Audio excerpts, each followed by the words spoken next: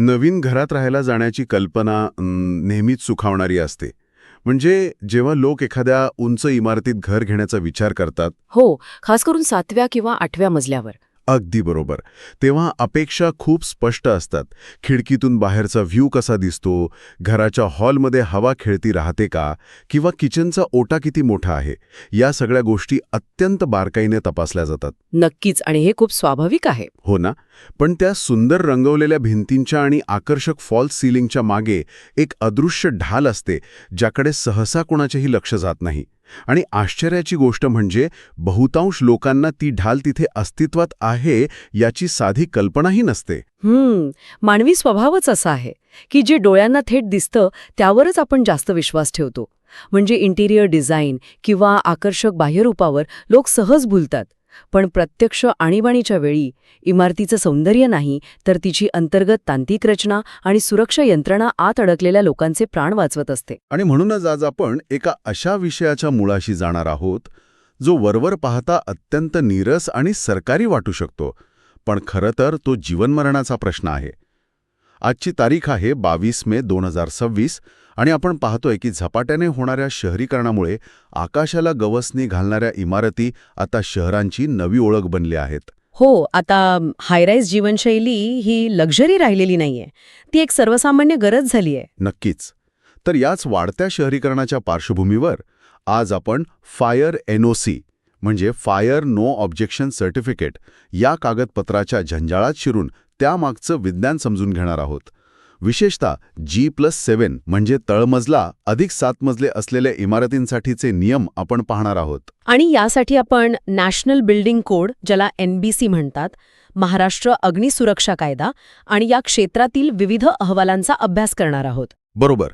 आणि या सखोल चर्चेचा उद्देश फक्त नियमांची लांबचक यादी वाचून दाखवणं हा नक्कीच नाही, तर या जड वाटणाऱ्या तांत्रिक शब्दांमागे दडलेल्या आश्चर्यकारक विज्ञान आणि तर्क समजून घेणे हा आहे. म्हणजे ही माहिती एवढी रंजक आणि डोळे उघडणारी आहे की ज्यानंतर जेव्हा ऐकणारे लोक त्यांच्या आजूबाजूच्या इमारतींकडे पाहतील तेव्हा त्यांचा त्याकडे बघण्याचा दृष्टिकोन पूर्णपणे बदललेला असेल. पण हे सुरू करण्यापूर्वी एक गोष्ट स्पष्ट करणं अत्यंत गरजेचं आहे. या चर्चेमध्ये आपण कोणत्याही राजकीय किंवा वादग्रस्त बाजू घेणार नाही. जे नियम आहेत आणि उपलब्ध स्रोतांमध्ये जी तथ्ये दिलेली आहेत त्यांचं केवळ तटस्थपणे आणि वस्तुनिष्ठपणे आपण विश्लेषण करणार आहोत. अगदी बरोबर. तर सुरुवात करूया एका अगदी सोप्या वाटणाऱ्या प्रश्नाने. G+7 इमारत म्हणजे नेमकी काय? साध्या भाषेत सांगायचं तर तळमजला अधिक 7 मजले. हो, ज्याची अन्नाही उंची 21 ते 28 मीटरच्या दरम्यान असते. पण जेव्हा मी हे नियम वाचत होतो तेव्हा माझ्या लक्षात आलं की भारतात 15 मीटरपेक्षा जास्त उंचीच्या इमारतींसाठीच हे विशेष अग्निसुरक्षेचे नियम लागू होतात. मला एक सांगा, हा 15 मीटरचा जाकडा का? 14 किंवा 20 मीटर का नाही? हा खूपच कळीचा आणि महत्त्वाचा प्रश्न आहे. यातली सर्वात लक्षवेधी गोष्ट म्हणजे नॅशनल बिल्डिंग कोडने इमारतींच्या वर्गीकरणाची एक अतिशय विस्तृत पद्धत तयार केली आहे. 15 मीटर ही उंची साधारणपणे 4 ते 5 मजल्यांच्या बरोबरीची असते. अच्छा, म्हणजे साधारण 5 मजले. हो, आणि जगभरातील तसेच भारतातील अग्निशमन दलांचा अनुभव असा सांगतो की जेव्हा इमारतीची उंची 15 मीटरच्या पुढे जाते तेव्हा आग विझवण्याची आणि मुख्य म्हणजे लोकांना सुखरूप बाहेर काढण्याची गुंतागुंत अचानक अनेक पटींनी वाढते. म्हणजे त्यांच्या शिड्या तिथे पोहोचत नाहीत का? अगदी तेच. साध्या शिड्या किंवा अग्निशमन दलाचे सामान्य पाण्याचे पाईप्स तिथे सहज पोहोचू शकत नाहीत. पाण्याचा दाब तिथपर्यंत पोहोचवण्यासाठी इमारतीतच स्वतःची विशेष यंत्रणा असण्याची गरज भासते. बरं, आपण थोडे हे उलगडून पाहूया. म्हणजे केवळ उंची हेच एक परिमाण आहे का? कारण 15 मीटरची निवासी इमारत आणि 15 मीटरची एखादी फॅक्टरी या दोन्हीमध्ये आग लागण्याचा धोका वेगळा असू शकतो ना? हो, त्यांचे स्वरूप खूप वेगळे असते. म्हणूनच NBCने केवळ उंचीवर न थांबता इमारतींच्या वापरावरून त्यांचे गट पाडले आहेत. केवळ निवासी इमारती ग्रुप A4 मध्ये येतात, तर व्यावसायिक इमारती ग्रुप E किंवा F मध्ये येतात. आता जर एखाद्या इमारतीत खाली दुकाने आहेत आणि वर घरे आहेत, ज्याला आपण मिक्स्ड यूज म्हणतो, तिथे धोके अधिक वाढतात. हो, कारण दुकानांमध्ये काही ज्वलनशील पदार्थ असू शकतात. नक्कीच, आणि त्यामुळे वर राहणाऱ्या लोकांचा जीव धोक्यात येऊ शकतो. अशा ठिकाणी वर्गीकरणानुसार अधिक कडक नियमांची अंमलबजावणी करावी लागते. पण मला वाटतं हे सगळे नियम काही एका रात्रीत अस्तित्वात आले नसतील. यामागे मोठा आणि कदाचित खूप कटू इतिहास असावा. हो, हा इतिहास खरं तर अनेक दुर्दैवी दुर्घटनांनी भरलेला आहे. भारतात 1970 मध्ये पहिला NBC आला, त्यानंतर 83, 2005 आणि 2016 मध्ये त्यात अत्यंत महत्त्वाचे आणि मोठे बदल करण्यात आले. हे बदल का झाले? कारण प्रत्येक मोठी दुर्घटना व्यवस्थेला काहीतरी नवीन शिकवून गेली. 1997 मधील दिल्लीची उफार सिनेमाची आग आठवून पहा. तिथे मुख्य अडचण काय होती? तर बाहेर पडण्याचे मार्ग, म्हणजेच एक्झिट्स. हो, त्या घटनेबद्दल वाचताना अंगावर काटा येतो. दरवाजे आतून बंद होते. हो, आणि तिथे जाण्यासाठी पुरेसा आणि मोकळा मार्गच नव्हता. लोक आताच अडकून पडले. त्या भयंकर घटनेनंतर एक्झिट सेफ्टीवर अत्यंत कडक कायदे आले. म्हणजे आणीबाणीचे दरवाजे कसे उघडले पाहिजेत वगैरे. अगदी. ते बाहेरच्या बाजूने उघडणारे असावेत आणि आगीच्या वेळेस ते कोणत्याही परिस्थितीत ब्लॉक होता कामा नयेत यावर लक्ष केंद्रित करण्यात आले. त्यानंतर 2017 मध्ये झालेली कमला मिल्सची आग. बापरे, तिथे तर व्यावसायिक जागेचा चुकीचा वापर आणि अनधिकृत बांधकामाचा मोठा प्रश्न होता. होय, आणि म्हणूनच त्या घटनेनंतर व्यावसायिक इमारतींचे थर्ड पार्टी फायर ऑडिट सक्तीचे करण्यात आले. मुंबईसारख्या शहरात जिथे उंच इमारती आहेत तिथे हायराईज इव्हॅक्युएशन म्हणजे वरच्या मजल्यांवरून लोकांना सुरक्षित खाली कसे आणायचे याचे धोरण ठरवावे लागले. आणि महाराष्ट्राचा विचार केला तर 2006चा महाराष्ट्र अग्निसुरक्षा कायदा आणि त्यात अगदी अलीकडे 2023 मध्ये झालेली सुधारणा हे याच वाढत्या जागरूकतेचे पुरावे आहेत. आज आपण जे तांत्रिक नियम पाहतोय ते भूतकाळात गमावलेल्या जीवांमधून धडा घेत तयार झालेले आहेत. हे सगळं ऐकताना मला एक विचार येतोय. जर आपण इमारतीच्या सुरक्षेची तुलना मानवी शरीराशी केली तर, म्हणजे बघा, आपल्या शरीरात एक हाडांचा सांगाडा असतो आणि एक जन्मजात रोगप्रतिकारक शक्ती असते जी आपल्याला मुळातच आतून मजबूत ठेवते. बरोबर. इमारती हे असं काहीतरी असावं लागतं ज्याला आपण पॅसिव्ह सेफ्टी किंवा निष्क्रिय सुरक्षा म्हणू शकतो. आणि दुसरीकडे आपण आजारी पडल्यावर जी बाहेरून औषधं घेतो किंवा अचानक काही लागल्यास आपली जी रिफ्लेक्स ॲक्शन असते ती म्हणजे ॲक्टिव्ह सेफ्टी, जी प्रत्यक्ष आणीबाणीत काम करते. ही तुलना अत्यंत चप्पल बसते आणि तांत्रिक गोष्टी समजून घेण्यासाठी खूप सोपी आहे. तुम्ही ज्याला हाडांचा सांगाडा म्हणालात ती इमारतीची पॅसिव्ह फायर प्रोटेक्शन सिस्टम. अच्छा. तिचं मुख्य काम आग विझवणे हे नसतं, तर लागलेली आग एका जागेवरून दुसऱ्या जागी पसरण्यापासून रोखणे हे असतं. यामध्ये फायर कंपार्टमेंटेशन हा अत्यंत महत्त्वाचा प्रकार येतो. फायर कंपार्टमेंटेशन म्हणजे इमारतीचे असे भाग करणे की जेणेकरून आग एका डब्यातून दुसऱ्या डब्यात जाऊ नये. हो, जसं मोठ्या जहाजांमध्ये असतं. अच्छा, जेणेकरून एका भागात पाणी शिरलं तरी संपूर्ण जहाज बुडत नाही. अगदी तसंच काम हे इमारतीत करतं. यासाठी आग रोखणाऱ्या विशेष भिंती डिझाईन केलेल्या असतात. सोबतच किमान 1.5 मीटर रुंदीच्या आणि 2 तास आग रोखू शकणाऱ्या आपत्कालीन पायऱ्या असतात. 1 मिनिट थांबा. 1.5 मीटर रुंदीचीच सक्ती का? कमी जागेतही पायऱ्या बांधता येतातच ना? यामुळे बिल्डरची बरीच जागा वाचेल. जागा नक्कीच वाचेल, पण जीव वाचणार नाहीत. 1.5 मीटर रुंदीच्या यामागे एक साधे भौतिकशास्त्र आणि मानवी वर्तनाचं शास्त्र आहे. कसं काय? आग लागल्यावर रहिवासी घाबरून एकाच वेळी खाली पडत असतात आणि नेमक्या त्याच वेळी अग्निशमन दलाचे जवान पाण्याचे जड पाईप्स आणि अवजड उपकरणे घेऊन वर चढत असतात. अरे हो, हे तर माझ्या लक्षातच आलं नाही. या दोन्ही गटांना एकाच वेळी एकमेकांना न धडकळता आणि गर्दी न होता ये-जा करता यावी यासाठी किमान 1.5 मीटरची मोकळी जागा लागतेच. हे फारच लॉजिकल आहे. म्हणजे प्रत्येक नियमामागे एक प्रॅक्टिकल कारण आहे. आणि मी वाचलं की हे जे दरवाजे असतात ज्यांना फायर डोअर्स म्हणतात ते 60 ते 120 मिनिटे आगीत तग धरू शकतात. होय, आणि केवळ दरवाजेच नाही तर इमारतीचा मुख्य सांगाडा जो RCC म्हणजे रिइन्फोर्स्ड सिमेंट कॉन्क्रीटने बनवलेला असतो तो 2 ते 4 तास आगीत टिकून राहिला पाहिजे. अच्छा. आणि धातूच्या स्ट्रक्चरसाठी फायर रेटेड जिप्सम बोर्ड्स किंवा इंट्युमेसेंट कोटिंग्ज वापरतात. हे इंट्युमेसेंट कोटिंग म्हणजे नेमकं काय असतं? ते कसं काम करतं? एक प्रकारचा विशेष रंग असतो जो स्टील किंवा लोखंडाच्या पिलर्सवर लावला जातो. एरवी तो साध्या रंगासारखाच दिसतो, पण जेव्हा आगीमुळे तापमान प्रचंड वाढते तेव्हा त्या उष्णतेमुळे या रंगात रासायनिक प्रक्रिया होते आणि तो चक्क पॉपकॉर्नसारखा फुगतो. खरंच? हो, तो मूळ जाडीपेक्षा 50 पट अधिक जाड असा फोमचा थर तयार करतो. हा थर उष्णता आतल्या लोखंडापर्यंत पोहोचू देत नाही, ज्यामुळे लोखंड वितळत नाही आणि इमारत कोसळण्यापासून वाचते. क्या बात आहे. हे खरंच आश्चर्यकारक विज्ञान आहे. आता आपण त्या ॲक्टिव्ह सेफ्टीकडे येऊया, जी आणीबाणीच्या वेळी औषधासारखी काम करते. बरोबर. यात बेसमेंटमधील स्प्रिंकलर्स, धूर आणि उष्णता ओळखणारे स्मोक आणि हीट डिटेक्टर्स येतात. पण यातला सर्वात कुतूहल निर्माण करणारा भाग म्हणजे पंपिंग सिस्टीम. स्रोतांमध्ये वाचताना मला एक गोष्ट खूप खटकली. एका इमारतीत एकाच वेळी 3 वेगवेगळे फायर पंप बसवणं बंधनकारक असते. 3 पंप कशासाठी? एका मोठ्या क्षमतेच्या पंपाने हे काम का होऊ शकत नाही? वरवर पाहता कोणालाही तसंच वाटेल की हा पैशांचा आणि जागेचा अपव्यय आहे. पण यामागे अत्यंत ठोस असे इंजिनिअरिंग आहे. जेव्हा आग लागते तेव्हा पाण्याचा प्रचंड दाब आवश्यक असतो. यासाठी पहिला पंप असतो तो म्हणजे मुख्य इलेक्ट्रिक पंप. हा प्राथमिकरित्या पाणी खेचून स्प्रिंकलर्स आणि हायड्रंट्सपर्यंत पोहोचवतो. पण एक सेकंड, जेव्हा आग लागते तेव्हा सुरक्षितेचा उपाय म्हणून सर्वात आधी इमारतीची वीज खंडित केली जाते ना, मग हा मुख्य इलेक्ट्रिक पंप चालणार कसा? अगदी बरोबर पकडलत. म्हणूनच तिथे दुसरा पंप असतो, डिझेल पंप. हा बॅकअप म्हणून काम करतो. वीज नसतानाही हा डिझेलवर चालतो आणि पाण्याचा पुरवठा अखंड ठेवतो. अच्छा, म्हणजे एक गेला तरी दुसरा आहे. हो, पण या संपूर्ण यंत्रणेचा खरा नायक तिसरा पंप आहे, ज्याला जॉकी पंप म्हणतात. Jockey pump? हो. घोड्यांच्या शर्यतीत असतात तसा काहीसा प्रकार आहे का हा? हां, नावाचा संदर्भ थोडासा तसाच आहे, पण कार्य वेगळं आहे. इमारतीच्या संपूर्ण पाईपलाईनमध्ये नेहमी पाण्याचा एक विशिष्ट दाब टिकवून ठेवण्याचं काम हा जॉकी पंप करतो. म्हणजे प्रेशर मेंटेन करतो. हो, बऱ्याचदा पाईप्समध्ये अत्यंत किरकोळ गळती असू शकते किंवा तापमानामुळे आतला दाब कमी जास्त होऊ शकतो.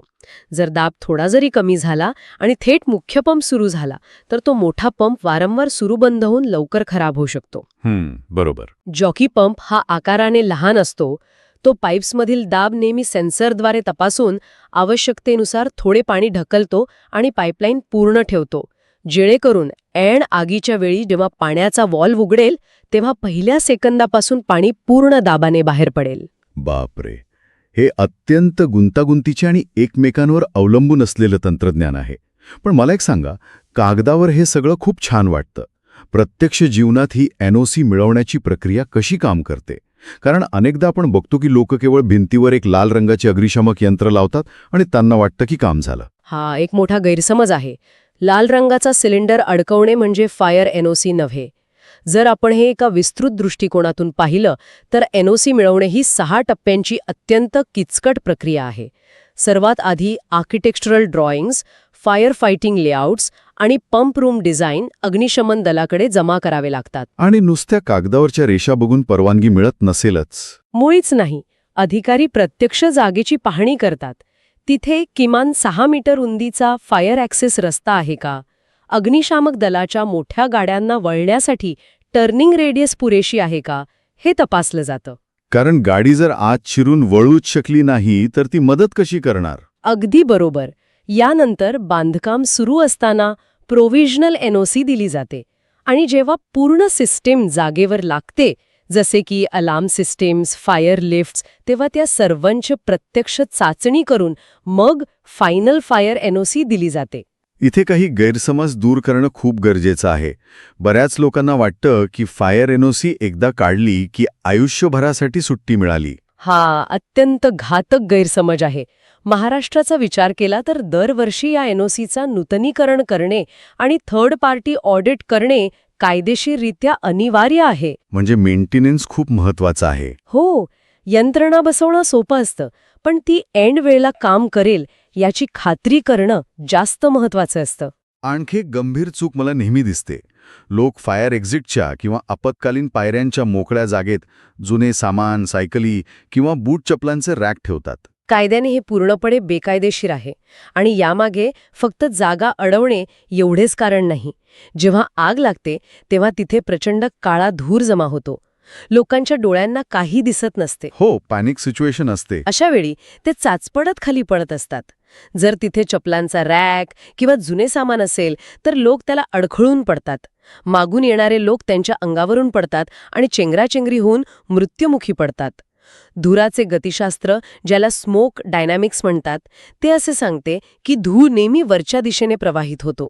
त्यामुळे पायऱ्यांचा मार्ग 100% मोकळा असणे हा जीव वाचवण्याचा सर्वात महत्त्वाचा नियम आहे. या नियमांची काटेकोर अंमलबजावणी न केल्यास काय होऊ शकते याचं उत्तम उदाहरण आपल्या स्रोतांमध्ये दिलेल्या दिल्लीच्या GPRA कॉलनीच्या केस स्टडीमध्ये आहे. तिथे नेमके काय घडले होते? तिथे अग्निशमन दलाने त्या संपूर्ण कॉलनीचा आराखडाच थेट नाकारला होता. कारण तिथे अग्निशामक गाड्यांना आत जाण्यासाठी पुरेसे आणि योग्य रस्ते नव्हते, चुकीच्या पद्धतीने फायर एक्झिट्स दिले होते आणि सर्वात महत्त्वाचे म्हणजे तिथे रिफ्यूज एरिया नव्हता. हा, रिफ्यूज एरिया म्हणजे नक्की काय?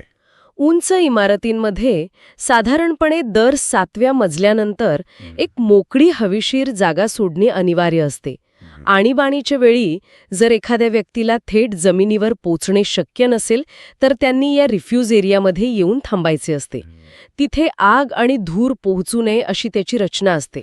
अच्छा, जेणेकरून अग्निशमन दलाचे जवान त्यांना बाहेरून सुरक्षित बाहेर काढू शकतील. हो, GPRA कॉलनीच्या प्लॅनमध्ये अशा मूलभूत गोष्टींकडे दुर्लक्ष केले होते. यावरून लक्षात येतं की नियम किती कडक आहेत. जुन्या इमारतींमध्ये या नवीन सिस्टम्स रेट्रोफिट करणे हे खूप मोठे आव्हान असते, कारण तिथे जागेची आधीच कमतरता असते. आता या चर्चेत एका अशा मुद्द्याकडे वळूया जो सहसा दुर्लक्षित राहतो. खरी रंजक गोष्ट तर इथूनच सुरू होते.